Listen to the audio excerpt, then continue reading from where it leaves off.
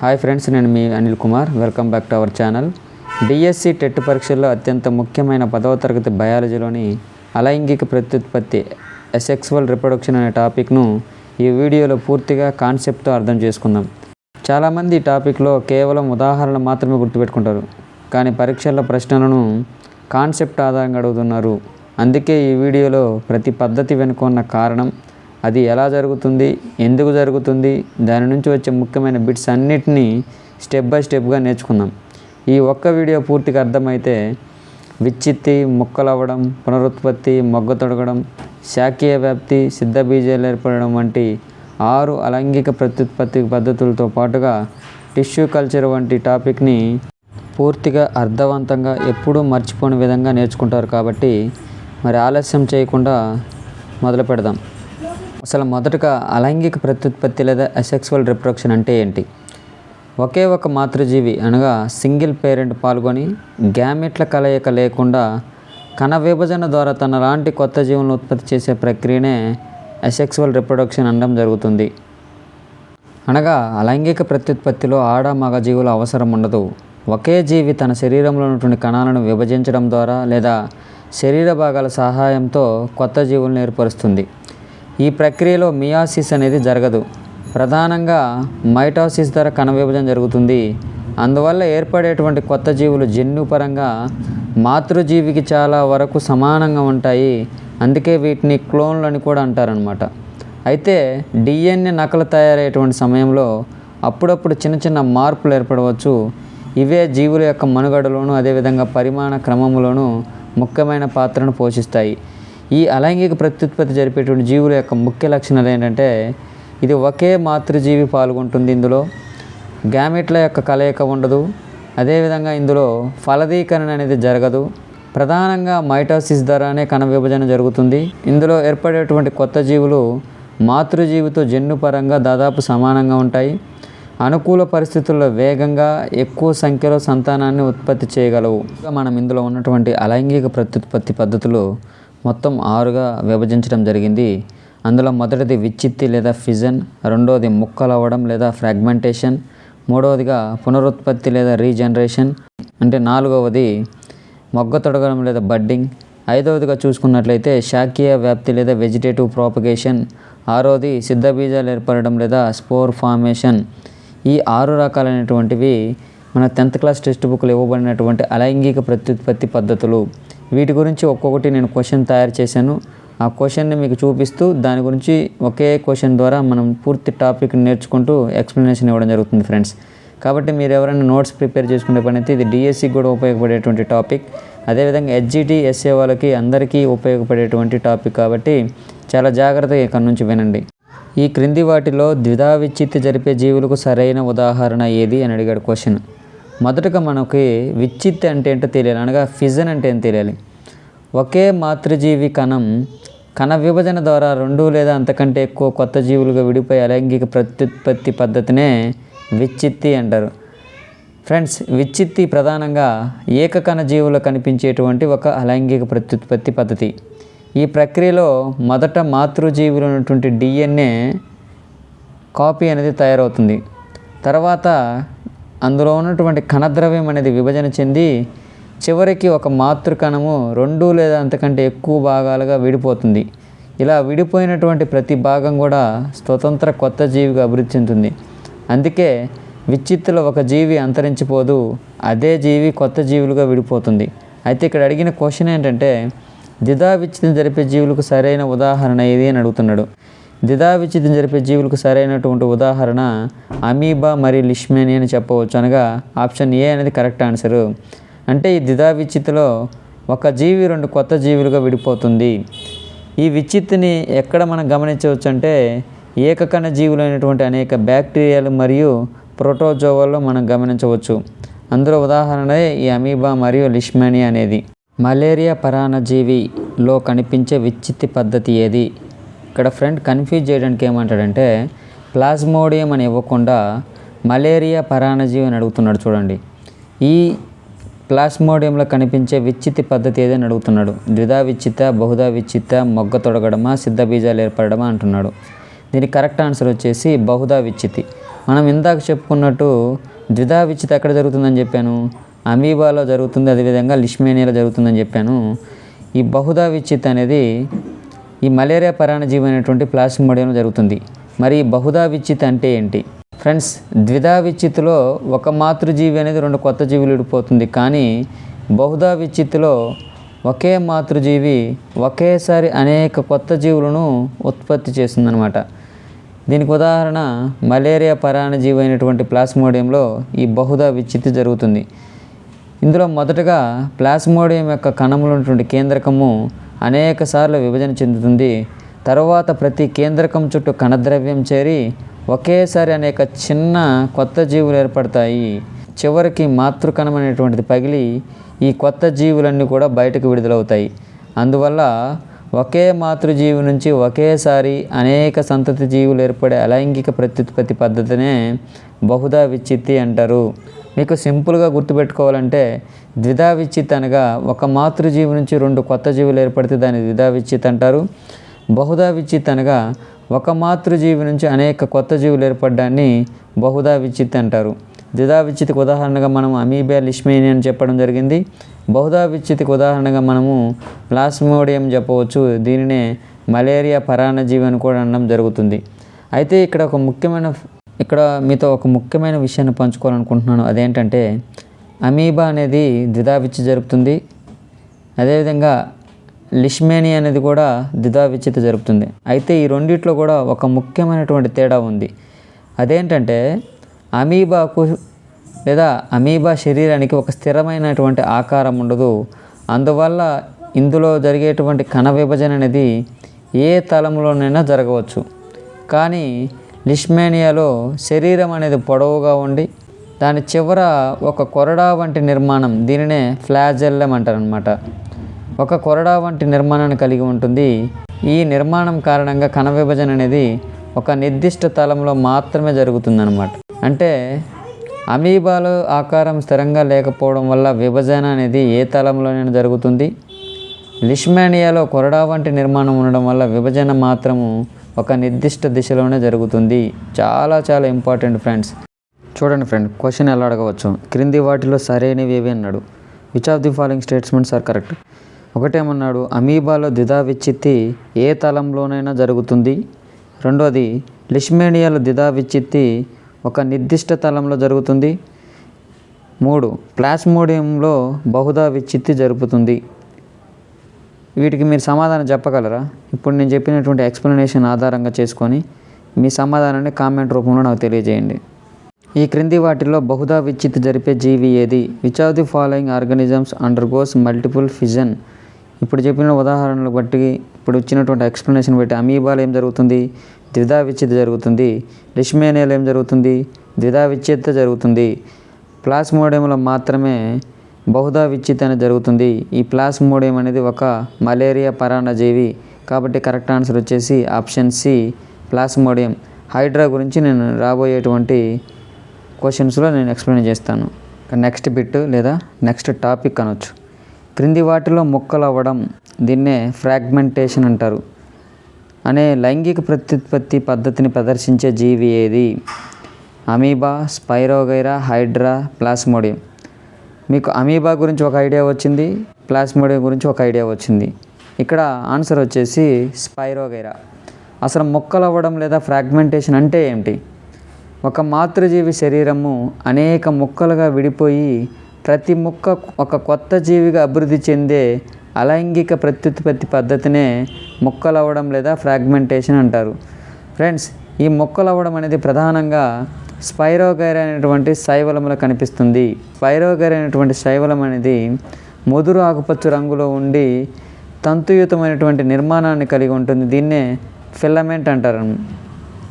ఇది నీటిలో ప్రవాహం లేదా అలలు లేదా ఇతర భౌతిక కారణాల వల్ల ఈ తంతు అనేది విరిగి చిన్న చిన్న మొక్కలుగా విడిపోతుంది. ఈ మొక్కలను ఏమంటారంటే ఫ్రాగ్మెంట్స్ అంటారు. ఈ ఫ్రాగ్మెంట్స్ అనేటువంటివి అనుకూల పరిస్థితులు లభించినప్పుడు ప్రతి ఫ్రాగ్మెంట్ కూడా కణ విభజన ద్వారా పెరిగి పూర్తి కొత్త స్పైరోగైరా జీవిగా అభివృద్ధి చెందుతుంది. అంటే ఇక్కడ కొత్త జీవి ఏర్పడడానికి ప్రత్యేక ప్రత్యుత్పత్తి అవసరాలు ఏమీ అవసరం లేదు. శరీరం ముక్కలుగా విడిపోవడమే కొత్త జీవుల ఏర్పాటుకు కారణమవుతుంది. అందుకే దీనిని ముక్కలవ్వడం లేదా ఫ్రాగ్మెంటేషన్ అంటారు. ఈ ఫ్రాగ్మెంటేషన్కి ఉదాహరణగా మనము స్పైరోగైరా అని చెప్పుకోవడం జరిగింది కదా. అయితే ఇక్కడ విచ్చిత్తికి ఈ ముక్కలవ్వడానికి మధ్య తేడా ఏంటంటే, విచ్చిత్తిలో ఒకే కణం విభజన చెంది కొత్త జీవులు ఏర్పడతాయి. కానీ ముక్కలవ్వడంలో బహుకణ జీవి శరీరం ముక్కలుగా విడిపోయి ప్రతి ముక్క ఒక కొత్త జీవిగా అభివృద్ధి చెందుతుంది. అంటే విచ్చిత్తిలో ఏకకణం, ముక్కలవ్వడంలో బహుకణ జీవి అన్నమాట. అయితే ఇక్కడ అన్ని బహుకణ జీవుల్లో ఈ ముక్కలవ్వడం అనే ప్రక్రియ జరుగుతుందంటే కాదు ఫ్రెండ్స్. వాస్తవానికి స్పైరోగైరా అనేది ఒక బహుకణ శైవలం, మల్టీ సెల్యులర్ ఆల్గా. కానీ అన్ని బహుకణ జీవులు, ఉదాహరణకు మనిషి, కుక్క, చేప, మొక్కలు ముక్కలవ్వడం ద్వారా ప్రత్యుత్పత్తిని చేయవు. అందుకనే ఇక్కడ మీరు గుర్తుపెట్టుకోవాల్సింది ఏంటంటే, అన్ని బహుకణ జీవుల్లో ముక్కలవ్వడం అనేటువంటి ప్రక్రియ జరుగుతుందంటే జరగదు. కేవలం స్పైరోగైరా అనేటువంటి బహుకణ శైవలాల్లో మాత్రమే ఈ ముక్కలవ్వడం లేదా ఫ్రాగ్మెంటేషన్ అనేటువంటి ప్రక్రియ అనేది జరుగుతుంది. ఈ విషయాన్ని మీరు గుర్తుపెట్టుకోగలరు. నెక్స్ట్ బిట్, దేహంలోని ప్రతి భాగం నుంచి పూర్తి జీవిని ఏర్పరిచే సామర్థ్యాన్ని ఏమంటారు? The ability to develop a complete organism from each body part is called. దీనికి కరెక్ట్ ఆన్సర్ వచ్చేసి పునరుత్పత్తి లేదా రీజనరేషన్. ముక్కలవ్వడం గురించి మనం విన్నాము, ఫ్రాగ్మెంటేషన్ ఉదాహరణకి స్పైరోగైరా. ద్విధా విచ్చితి గురించి మనం విన్నాము, అమీబా మరియు లిష్మేనియా. ఇక్కడ పునరుత్పత్తి అంటే ఏంటంటే, పూర్తిగా విభేదనం చెందినటువంటి కొన్ని బహుకణ జీవులు తమ శరీర భాగాల నుంచి తిరిగి పూర్తి కొత్త జీవిని ఏర్పరచుకునే సామర్థ్యాన్ని పునరుత్పత్తి అంటారు. ఈ పునరుత్పత్తి లేదా రీజనరేషన్కి అర్థం ఏంటంటే, తిరిగి ఏర్పడడం. అంటే శరీరంలోని ఏదైనా భాగం దెబ్బతిన్నా లేదా విడిపోయినా ఆ భాగం నుంచి మళ్ళీ పూర్తి కొత్త జీవి ఏర్పడే సామర్థ్యాన్నే పునరుత్పత్తి అంటారు. అయితే ఈ సామర్థ్యం అన్ని జీవుల్లో ఉండదు, కేవలం పూర్తిగా విభేదనం చెందిన కొన్ని జీవుల్లో మాత్రమే ఉంటుంది. అయితే మీకు ఇక్కడ డౌట్ రావచ్చు, అదేంటంటే పూర్తిగా విభేదనం చెందిన జీవి అంటే ఏమిటి? విభేదనం అంటే లేదా డిఫరెన్షియేషన్ అంటే ఒకే రకమైన కణాలు తమ పనిని బట్టి వేరు వేరు ప్రత్యేక కణాలుగా మారడం. ఉదాహరణకి కొన్ని కణాలు కండర కణాలుగాను, కొన్ని నాడీ కణాలుగాను, కొన్ని చర్మ కణాలుగాను మారుతాయి. ఇలా ప్రతి కణం ఒక ప్రత్యేకమైన నిర్మాణము, ప్రత్యేక విధిని పొందుతుంది. ఈ ప్రక్రియనే విభేదనం అంటారు. పూర్తిగా విభేదనం చెందిన జీవి అంటే శరీరంలో ఉన్నటువంటి కణాలు ఇప్పటికే తమ తమ ప్రత్యేక విధులను పొందినటువంటి జీవి. కాబట్టి దేహంలో నుంచి ప్రతి భాగం నుంచి పూర్తి జీవిని ఏర్పరిచే సామర్థ్యాన్నే పునరుత్పత్తి అనడం జరుగుతుంది. అయితే ఈ పునరుత్పత్తిని జరిపే జీవుల శరీరంలో ఉన్నటువంటి ఈ ప్రత్యేక కణాలు అవసరమైనప్పుడు మళ్ళీ విభజన చెంది వివిధ రకాలైనటువంటి కణాలుగా మారి ఈ కణాలు కణజాలాలుగాను, కణజాలాల అవయవాలను ఏర్పరుస్తాయి. ఫలితంగా ఒక పూర్తి కొత్త జీవి ఏర్పడుతుంది. ఉదాహరణకు మనము ఫ్లనేరియా హైడ్రా వంటి జీవుల్లో ఈ పునరుత్పత్తి అనేటువంటి ప్రక్రియను మనం చూడడం జరుగుతుంది. క్రింది వాటిలో మొగ్గ తొడగడం లేదా బడ్డింగ్ అనే అలైంగిక ప్రత్యుత్పత్తి పద్ధతికి సరైన ఉదాహరణ ఏది? Amoeba, spirogyra, plasmodium, hydra. ఈ మొగ్గ తొడగడం అంటే ఏంటి? మాతృజీవి శరీరంపై కణ విభజన ఫలితంగా ఒక చిన్న మొగ్గ ఏర్పడి అది పెరుగుతూ పూర్తి కొత్త జీవిగా అభివృద్ధి చెంది తర్వాత మాతృజీవి నుంచి విడిపోయి స్వతంత్ర జీవిగా జీవించే అలైంగిక ప్రత్యుత్పత్తి పద్ధతినే మొగ్గ తొడగడం లేదా బడ్డింగ్ అంటారు. ఫ్రెండ్స్, బడ్ అంటే ఒక చిన్న మొగ్గ. చెట్టకు కొత్త మొగ్గలు వచ్చినట్లు ఇక్కడ కూడా మాతృజీవి శరీరంపై ఒక చిన్న ఉబ్బిన భాగం అనేది ఏర్పడుతుంది. మొదట మాతృజీవి శరీరంలో నుండి కొన్ని కణాలు వేగంగా మైటోసిస్ ద్వారా విభజన చెందుతాయి. ఈ కణాలు ఒక చిన్న ఉబ్బెత్తు భాగాన్ని ఏర్పరిస్తే దీనిని ఏమంటారంటే బడ్ అంటారు. ఈ బడ్ అనేది క్రమంగా పెరుగుతూ నోటిని, స్పర్శకాలు వంటి అవసరమైన నిర్మాణాలు అభివృద్ధి చేసుకుంటుంది. పూర్తిగా అభివృద్ధి చెందిన తర్వాత ఈ మొగ్గ మాతృజీవి నుంచి విడిపోయి స్వతంత్ర జీవిగా జీవిస్తుంది. అయితే కొన్నిసార్లు మొగ్గ వెంటనే విడిపోకుండా కొంతకాలం మాతృజీవికి అంటుకొని ఉంటుంది. తర్వాత అనుకూల సమయంలో విడిపోవడం జరుగుతుంది. ఈ మొగ్గ తొడగడం అనే ప్రక్రియకు ఉదాహరణ వచ్చేసి హైడ్రాను మనం చెప్పుకోవచ్చు. అదేవిధంగా మరొక ఉదాహరణగా ఈస్ట్ను కూడా చెప్పుకోవచ్చు. ఈస్ట్ అనేది ఒక ఏకకణ శిలీంధ్రము. ఇందులో కూడా కణ విభజన వల్ల ఒక చిన్న మొగ్గ అనేది ఏర్పడుతుంది. ఇందులో మాతృకణం ఉన్నటువంటి కేంద్రకం మైటోసిస్ ద్వారా విభజన చెంది ఒక కేంద్రకం అనేది మొగ్గలోకి ప్రవేశిస్తుంది. తర్వాత మొగ్గ క్రమంగా పెరిగి మాతృకణం నుంచి విడిపోయి కొత్త ఈస్ట్ కణంగా మారుతుంది. ఇక అప్పటి వరకు మనం చూసినటువంటి ఫ్రాగ్మెంటేషన్, రీజనరేషన్, బడ్డింగ్ని కంపేర్ చేసుకున్నట్లయితే ఫ్రాగ్మెంటేషన్లో శరీరం అనేది ముక్కలుగా విడిపోతుంది. ఈ ఫ్రాగ్మెంటేషన్కి ఏమంటారంటే ముక్కలు అవ్వడం అంటారు. ఈ రీజనరేషన్ లేదా పునరుత్పత్తిలో విడిపోయినటువంటి శరీర భాగం అనేది తిరిగి పూర్తి జీవిని ఏర్పరచడం జరుగుతుంది. కానీ బడ్డింగ్ లేదా మొగ్గ తొడగడం అనేటువంటి ప్రక్రియలో శరీరంపై ఒక చిన్న మొగ్గ ఏర్పడి అది పెరిగి కొత్త జీవిగా మారుతుంది. కాబట్టి మొగ్గ తొడగడం అనే అలైంగిక ప్రత్యుత్పత్తికి సరైనటువంటి ఉదాహరణ మనం ఇక్కడ హైడ్రాని చెప్పవచ్చు. దానితో పాటుగా ఈస్ట్ను కూడా మనం చెప్పవచ్చు. సరైన జతలను గుర్తించండి. ఇక్కడ మ్యాచింగ్ ఇవ్వడం జరిగింది. బంగాళదుంప, ఆకు అంచునొక్కులు, బ్రయోఫిల్లం, కన్ను, గులాబీ, అంటుకట్టడం, రైజోఫస్, సిద్ధబీజాశయం. ఇక్కడ ఈ బంగాళదుంప, బ్రయోఫిల్లం, గులాబీ అనేటువంటివి ఏ రకమైనటువంటి అలైంగిక ప్రత్యుత్పత్తిని జరుగుతాయంటే శాఖీయ వ్యాప్తి లేదా వెజిటేటివ్ ప్రాపగేషన్ అనేటువంటి అలైంగిక ప్రత్యుత్పత్తిని జరపడం జరుగుతుంది. ఈ శాఖీయ వ్యాప్తి లేదా వెజిటేటివ్ ప్రాపగేషన్ అంటే ఏమిటి? శాఖీయ వ్యాప్తి అంటే మొక్కలలో పుష్పాలు, విత్తనాలు ఏర్పడకుండా మొక్కలోని శాఖీయ భాగాలైనటువంటి వేరు, కాండం లేదా ఆకుల నుంచి కొత్త మొక్కలు ఏర్పడేటువంటి అలైంగిక ప్రత్యుత్పత్తి పద్ధతినే శాఖీయ వ్యాప్తి లేదా వెజిటేటివ్ ప్రాపగేషన్ అంటారు. ఫ్రెండ్స్, ఇక్కడ మీకు పూర్తి ఎక్స్ప్లెనేషన్ ఇస్తాను చూడండి. సాధారణంగా మొక్కలు అనేటువంటివి విత్తనాల ద్వారా కొత్త మొక్కలను ఉత్పత్తి చేస్తాయి. కానీ కొన్ని మొక్కలు విత్తనాల అవసరం లేకుండానే తమ శాఖీయ భాగాల సహాయంతో కొత్త మొక్కలను ఏర్పరుస్తాయి. ఉదాహరణకి మొక్కల్లో ఉన్నటువంటి వేరు, కాండం, ఆకులను శాఖీయ భాగాలు అంటారు. వీటినే వెజిటేటివ్ పార్ట్స్ అంటారు. ఈ శాఖీయ భాగాలపై ఉన్నటువంటి మొగ్గలు అనుకూల పరిస్థితులు లభించినప్పుడు కణ విభజన చెందుతూ కొత్త వేర్లు, కొత్త కాండం, కొత్త ఆకులను ఏర్పరుస్తాయి. చివరికి అవి పూర్తి స్థాయి కొత్త మొక్కగా.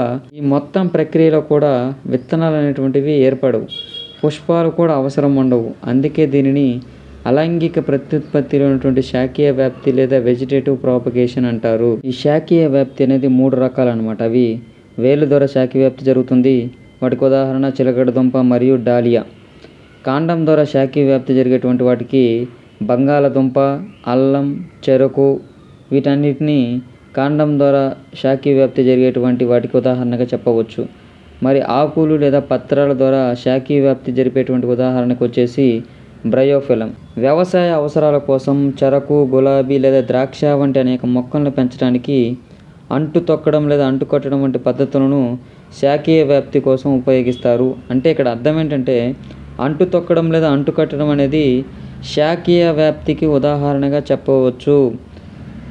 అదేవిధంగా ఈ శాఖీయ వ్యాప్తి ద్వారా పెంచేటువంటి మొక్కలు విత్తనాల నుంచి ఉత్పత్తి అయ్యే మొక్కల కంటే ముందుగా పువ్వులు, పండ్లను ఇస్తాయి.